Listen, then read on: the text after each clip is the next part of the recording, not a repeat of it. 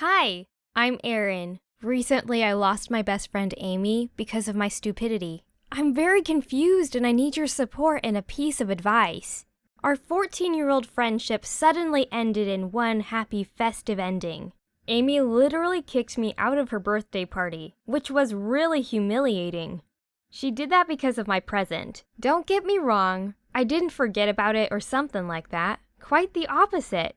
I was creating a gift for Amy for several days, but it appeared that I know nothing about life and friendship, and now I'm crying my eyes out.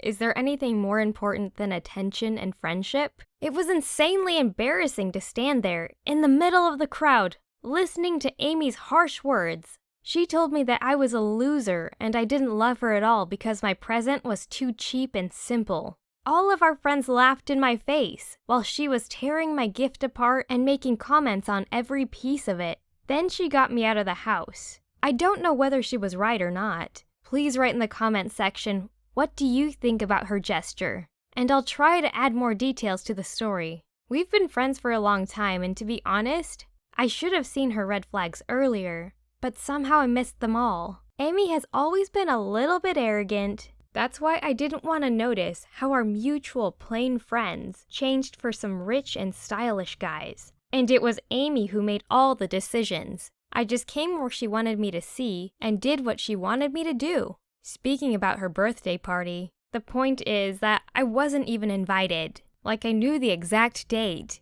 My best friend was born on the 5th of December. I also knew that she would be 15 that day. It's a very important point for any girl. So I helped her with the decorations for the backyard, where she was going to have a party. Unfortunately, at that time, my parents had some troubles at their work, and my allowance was severely reduced. I tried to earn something to buy a good present for Amy, so I worked as a sales assistant in a clothing store. It was a hard job, but a gift for my best friend was worth it. I didn't think about the choice of the gift for long. Amy told me what she wanted. She dreamed about a fashionable lamp from the boutique, which could prove my deepest love for her. But it appeared to cost around $100 and I didn't have enough money. That was the moment when my problems began. I tried to drop a hint that I have no such money, but Amy just laughed at me, meaning that it's my own trouble. For a moment, I thought she was joking. She used to be rude sometimes, but she never meant that. So I decided that my attention would be far more pleasant than a gift, as I didn't have very much money, and I didn't want to spend all the money that I earned on Amy's present. I made my mind up that I would give her something special. I made a collage of our photos. Then I transformed it into an advent calendar, adding a little treat under each photo. There were chocolate bars, cinema tickets, hairpins, music CDs, and so on. Everything cost me about $30. And as you can see, it was not that cheap. Speaking about my birthday invitation, yeah, it was kind of a surprise for me when Amy opened the door and said, "I thought you wouldn't come because you haven't been able to buy me a gift." I was confused, but handed her the box with my present. As Amy unpacked it right in the hallway in front of other guests, she dropped my calendar on the floor, as if it was something really disgusting. Then Amy started to tear all the little sections with treats. She gave nasty comments on each and every gift from the calendar, while the guests were laughing. I was standing there, all red and speechless. Despair overwhelmed me, and I couldn't think straight. I should have left the house right away, but it was Amy who pushed me out of the door when she got tired of humiliating me. She slammed the door, but I could still hear her guests laughing. They kept laughing at me during our classes. Amy doesn't want to be friends with me anymore. She hangs out only with her rich friends who have money for all those fashionable lamps, dresses, and gadgets. How could I not notice my best friend being so arrogant and supercilious? Or maybe she's right, and I'm just a penniless loser. I don't know, to be honest. Please let me know what you think. Hello everyone, my name is Amy, and I'm the arrogant and nasty friend of that good and sweet girl Erin, who was so unfairly kicked out of that birthday party. No, I'm not usually so self-critical, but you've probably already heard her story. I don't want to make any excuses or darken her nice image. She just annoyed me so much with her constant whining that I decided to exclude her from my life. Yes, I kicked her out at that time, and I will do it again with great pleasure. Do you want to know why? There are some people who seem to be all sweet and nice and everything goes just right in their lives. But when you talk to them, they give off this vibe of horrible insecurity. These so-called role models are insecure to the core, and Erin is one of them. There were some benefits when we hung out together. For example, Erin didn't bother me at all. She was just there, sitting in the corner, minding her own business. If I wanted to go to a party and hang out with cooler kids, I would just take Erin with me, like the little dog she was. My parents let me do whatever I wanted, after all.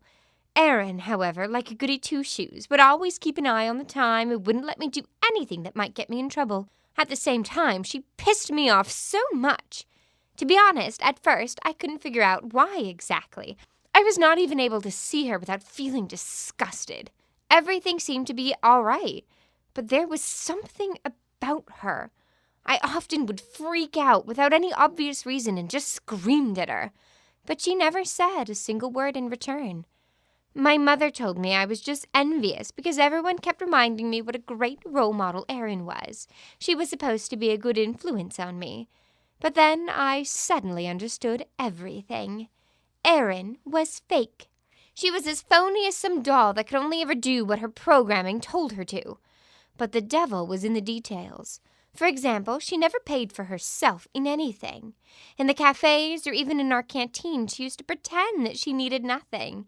It was very unpleasant to enjoy my lunch when she was sitting nearby, hungry and miserable. So someone would always pay for her meal. Once, we all chipped in and bought a console for her. She dreamed about it for so long, although she rarely played any video games. But we wanted to please her. We were good friends, after all. Since she wasn't a gamer, we bought the simple version, which was not as expensive. Still, it cost $700. All of us gave about $100, and we managed to buy it between all of us. Erin smiled and was so grateful. Then I found out that she went to the store to see the price of our gift. You should have seen the look on her face when she realized we didn't buy the best one for her. That was the moment her mask fell off. I can guess that money was kind of a sore subject for Erin. She never explicitly said that, but we all could tell she counted every penny. And somehow she knew how much money everyone had. Erin herself used to give some shitty presents. We have a tradition of buying presents worth at least $100 for any event. We would spend more money if we have it, but nobody would scold you for not having enough resources to buy a better present. But we all tried to save enough money throughout the year, as there were only several big occasions, like birthdays or Christmas. All you have to do is save enough cash. It isn't such a big deal. And you don't give gifts to your friends if you don't want them to give you some in return. As a matter of fact, $100 once a year is not very much. And why should one embarrass himself by buying trash like Erin did? Maybe it wasn't very nice of me to push Erin out of the door, but I was so sick and tired of her shitty gifts. Why does she keep hanging out with us if she can't afford a life like ours? I honestly don't feel guilty. I'm rather glad that another petty fake friend that can't even save some money for my birthday gift left my life. Tell us, write in the comments your opinion on this story and its characters. Like the video and share it with your friends. And don't forget to subscribe.